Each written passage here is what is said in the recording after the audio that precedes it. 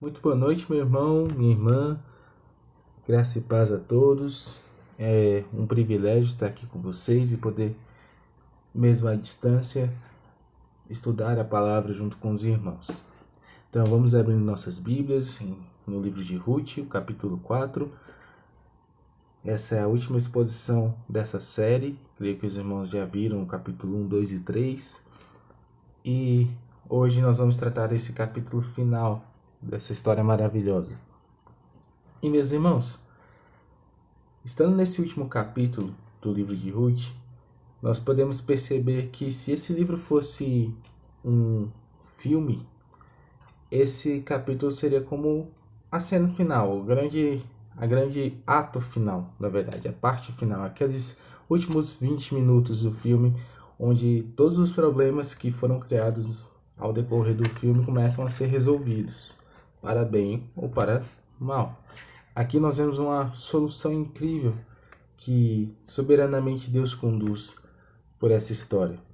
É importante nós percebermos que no verso 18 do capítulo 3, Noemi percebe que as coisas estão mudando, que as coisas vão mudar. No verso 18, ela pede para que Ruth espere, pois ela sabe que as atitudes que Boaz teve significavam alguma coisa. E é isso que nós vamos ver agora nesses versículos. Mas talvez o que Noemi não tinha entendido ainda e não tinha se dado conta é que Deus, de forma soberana, estava conduzindo esses acontecimentos não só para o livramento dela e de Ruth, mas para um propósito muito maior e elevado, que é um propósito eterno para todo o povo de Deus aqui na terra.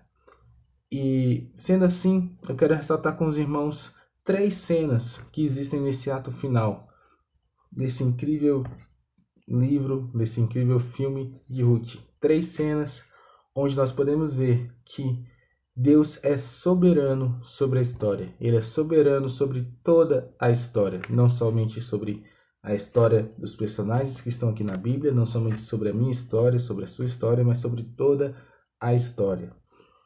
E a primeira cena que eu quero ver com os irmãos é a cena do resgate. E é por isso que nós vamos ver separadamente alguns versículos aqui. O resgate que acontece dos versos 1 até o verso 9. A cena do resgate. E é isso que acontece nessa cena. Assim diz: Enquanto isso, Boaz subiu à porta da cidade e sentou-se ali, exatamente quando o resgatador que ele havia mencionado estava passando por ali. Boaz chamou-lhe e disse: Meu amigo, venha cá e sente-se. Ele foi e sentou. Boaz reuniu 10 líderes da cidade e disse: Sente-se aqui. E eles sentaram. Depois disse ao resgatador: Noemi, que voltou de Moabe, está vendendo o pedaço da terra que pertencia ao nosso irmão Elimeleque.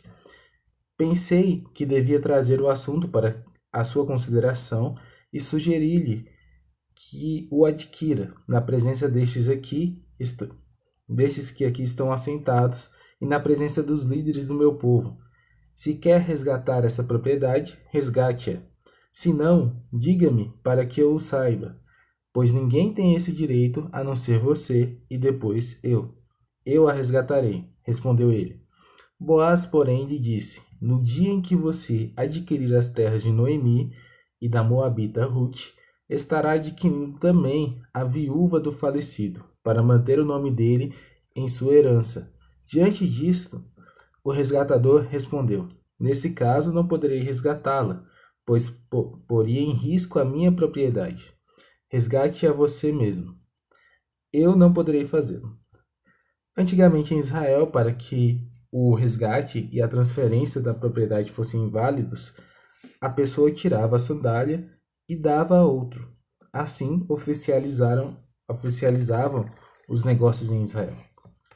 Quando, pois, o resgatador disse a Boaz: Adquire-a você mesmo, ele também tirou a sandália. Então Boaz anunciou aos líderes e a todo o povo ali presente: Vocês hoje são testemunhas de que estou adquirindo de Noemi toda a propriedade de Elimeleque, de Quilion e de Maom. Meus irmãos, nessa primeira cena nós vemos um resgate acontecendo. Um resgate de Noemi e de Ruth. O resgate das propriedades que foram perdidas devido à morte dos filhos de Noemi. O que é importante notarmos e prestarmos atenção aqui é que esse resgate ele advém de uma providência divina. A lei do levirato é a lei que é citada aqui. Essa questão do resgatador, uma providência que Deus já havia estabelecido em sua lei. Está lá em Deuteronômio 25, do verso 5 ao 10. E nós também vemos uma parte de uma outra lei que complementa essa, que está lá em Levítico 25, 25. O mesmo Deus que conduziu a história do povo no deserto e lhes deu a lei, é o mesmo Deus que estava cuidando de Noemi e de Ruth nessa situação tão terrível que elas estavam passando. O mesmo Deus que esteve com todos aqueles judeus no deserto é o mesmo Deus que estava cuidando delas. É o mesmo Deus que cuida de nós, meus irmãos. O mesmo Deus que cuidou de Noemi, que cuidou de Ruth, por meio de sua providência estabelecida muito antes de tudo isso aqui acontecer, é o mesmo Deus que cuida de nós. Ele cuidou delas por meio de uma lei que ele mesmo estabeleceu, por meio de sua palavra. Nós temos uma palavra que foi escrita muito antes de todos nós aqui nascermos, e ele cuida de nós através dela. Mas essa é somente a primeira cena. Nós temos a segunda cena, e a segunda cena desse grande final é o casamento. Muitos filmes terminam com o casamento. E nós temos que admirar que o casamento tem um papel importante em toda a história bíblica. E a cena do casamento, ela vem do verso 11 até o verso 13. Acompanhe comigo em sua Bíblia. Diz assim: os líderes e todos os que estavam na porta confirmaram: somos testemunhas. Faça o Senhor com essa mulher que está entrando em sua família, como fez com Raquel e Lia, que juntas formaram as tribos de Israel. Seja poderoso em Efrata e grande e ganhe fama em Belém. E com os filhos que o Senhor lhe conceder dessa jovem, seja a sua família como a de Pérez, que Tamar deu a Judá. Boaz casou-se com Ruth, e ela se tornou sua mulher. Boaz a possuiu, e o Senhor concedeu que ela engravidasse e desse à luz um filho. Então, nessa segunda cena, nós vemos de forma bem rápida como se dá esse processo para o casamento. Boaz resgata Ruth, então, resgata Noemi também junto, e todos os seus bens que teriam se perdido, e pega Ruth como sua esposa, toma ela como esposa. E é interessante que a gente vê a linguagem que o Senhor concede a Noemi um filho, como sinal de bênção, resultado disso. Mas anteriormente a isso, é interessante que é citado Raquel e Lia, que o desejo daqueles homens que estavam sentados na porta, os líderes, é que Ruth fosse como Raquel e Lia, como aquelas que deram origem a todo o seu povo. Vejam o quanto isso é grande. Eles não estavam simplesmente falando para que Ruth tivesse uma boa vida, que ela fosse bem tratada. Que ela fosse como Raquel e Lia, que deram origem aos patriarcas. Meus irmãos, o que o livro está dizendo para nós aqui é que assim como Deus foi soberano na história de Raquel e de Lia, e não só por elas, mas por um propósito muito maior, que era criar o seu povo, ele age de forma soberana nesse casamento também. O mesmo Deus que conduziu a história dos patriarcas, aqueles que iriam originar as 12 tribos de Israel, é o mesmo Deus que conduz a história de Ruth, Noemi, e é o mesmo Deus que conduz a nossa história. Deus é soberano sobre a história. Nós precisamos entender e viver isso em nossa vida, no nosso dia a dia. Deus conduziu esse casamento para acontecer. Era algo que deveria acontecer, algo que Deus cuidadosamente criou as circunstâncias para que viesse a acontecer. Então, a primeira cena nós vimos um resgate, vimos algo fantástico acontecendo. Na segunda cena nós vemos um casamento surgindo e sendo consumado. E na terceira cena nós vemos uma descendência. Na terceira cena nós vemos que o motivo muito maior por trás de todos esses acontecimentos. E diz assim, a partir do verso 13, nós lemos o verso 13 na cena anterior, mas vamos ler novamente ele aqui até o final do capítulo, verso 22. Diz assim, Boaz casou-se com Ruth e ela se tornou sua mulher. Boaz a possuiu e o Senhor concedeu que ela engravidasse e desse à luz um filho. As mulheres disseram a Noemi, Louvado seja o Senhor, que hoje não a deixou sem resgatador.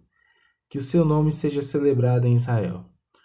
O menino lhe dará nova vida e a sustentará na velhice, pois é filho da sua nora, que a ama e que lhe é melhor do que 7 filhos. Noemi pôs o menino no colo e passou a cuidar dele.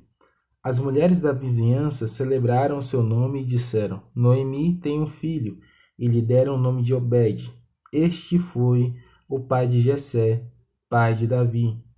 Esta é a história da descendência de Pérez. Pérez gerou Esrom, Esrom gerou Rão, Rão gerou Aminadab, Aminadab gerou Naasson, Naasson gerou Salmão, Salmão gerou Boaz, Boaz gerou Obed, Obed gerou Jessé, e Jessé gerou Davi. Meus irmãos, Deus muda por completo a sorte de Ruth e de Noemi. O livro que começou com a morte de 2 filhos de Noemi encerra com a dádiva de Deus. O Senhor concedeu que ela engravidasse e desse à luz um filho. E nós vemos que esse filho de Ruth, de certa forma, ele é dado para Noemi, como um sinal de amor, como um sinal de carinho. E Noemi ganhou um filho de sua nora, que valeria muito mais do que qualquer outro que ela teve. Nós lemos aqui no verso 15 que diz que a ama e que lhe é melhor do que 7 filhos. No caso, o que a Ruth faz por Noemi. E esse filho que Noemi recebe é diferente de qualquer outro, porque esse filho faz parte de uma linhagem única e histórica.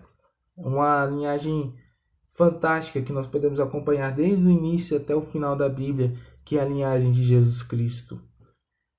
A linhagem que chega até Davi, e isso mostra uma importância incrível aqui. Se o capítulo 4 de Ruth é o ato final de um filme, esses versos do 17 a 22 são como uma cena pós-créditos, sabe? Naqueles filmes de super-heróis que nós temos hoje em dia, que no final tem uma cena pós-créditos e de repente aparece um personagem que ninguém esperava que ele ia aparecer e tela preta. E acabou. E todo mundo fica na expectativa, caramba, o que vai acontecer agora? E é exatamente isso que acontece aqui. De repente, nós percebemos que Ruth era nada mais, nada menos do que fez parte da descendência de Davi. Todo esse acontecimento mirabolante que veio envolvendo Noemi, Ruth e Boaz estava diretamente ligado à linhagem de Davi, que por sua vez está diretamente ligado a Cristo. Então nós vemos uma providência fantástica de Deus aqui sobre a história. É uma revelação bombástica, a história do rei Davi e, mais importante ainda, a história de Cristo. O Deus que conduziu toda a história do seu povo no Antigo Testamento, preservando a linhagem daquela semente prometida em Gênesis 3, é o mesmo Deus que conduz essa história. É o mesmo Deus que conduz a nossa história. Meus irmãos, o mesmo Deus que conduziu a história de Ruth e de Noemi é o mesmo Deus que conduziu o povo de Israel no deserto, que lhe deu as leis. É o mesmo Deus que deu os fundamentos, que providenciou que Raquel e Lia tivessem seus filhos e que fizessem a base para as 12 tribos de Israel. É o mesmo Deus que preservou a linhagem e a descendência do rei Davi até chegar a Cristo. É o mesmo Deus que preservou para que essa salvação viesse até mim, até você, por meio de Cristo Jesus. É o mesmo Deus que opera em nossa vida de forma soberana. Esse é o Deus que nós servimos. É isso que nós podemos aprender com o livro de Ruth. Deus é um Deus soberano que opera em toda a história. E Ele opera de forma maravilhosa para que o seu plano seja concluído. E eu quero deixar algumas aplicações bem práticas para podermos refletir. A primeira é que o fato de não sermos o centro da história, e aqui é muito importante, porque nessa cena final nós percebemos que a maior motivação não é Boaz, não é Ruth, não é Noemi. A maior motivação é mostrar essa descendência que veio do rei Davi. E para nós, hoje que conhecemos, nós não somos israelitas de sangue que estariam lendo esse livro, mas nós somos cristãos regenerados e transformados. Para nós significa demonstrar a soberania de Deus, preservando a linhagem que viria da qual viria o Cristo. E o fato de não sermos o centro dessa história não significa que não temos papéis importantes nessa história. O fato de não sermos o centro dela não significa que nós somos meros coadjuvantes, que não façamos nada ao longo dessa história. Deus operou e usou de vários fatos. Ele usou Boaz, ele usou Noemi, ele usou Ruth, ele usou a lei do levirato, ele usou os anciões daquela cidade para concluir a sua história. Ele conduz a nossa história. A segunda aplicação é que o fato de não sermos o centro da história não significa que Deus não está soberanamente olhando e agindo por nós. Nós não podemos esquecer que Deus estava sim olhando para Ruth e para Noemi, se compadecendo, e que sim, Ele cuidou delas. Sim, Deus livrou elas, não somente pelo seu propósito, mas também por amor. Principalmente pelo propósito divino do Senhor, mas também por amor por essas mulheres. Nós vemos no início do livro de Ruth como Ruth se dedicava e aceita a fé de sua sogra e diz que vai servir a esse Deus como sendo o seu próprio Deus. Nós vemos que Ruth era fiel a esse Senhor e Deus honra ela dessa forma. Meus irmãos, por último, lembrar que assim como Ruth e Noemi tiveram esse resgatador, nós também temos. Nosso resgatador veio, ele encarnou, ele morreu por nós. Ele nos deu vida eterna. E esse resgatador, ele voltará. Ele irá nos resgatar de forma definitiva. Fomos libertos do pecado e vamos ser libertos da presença desse pecado. Amém?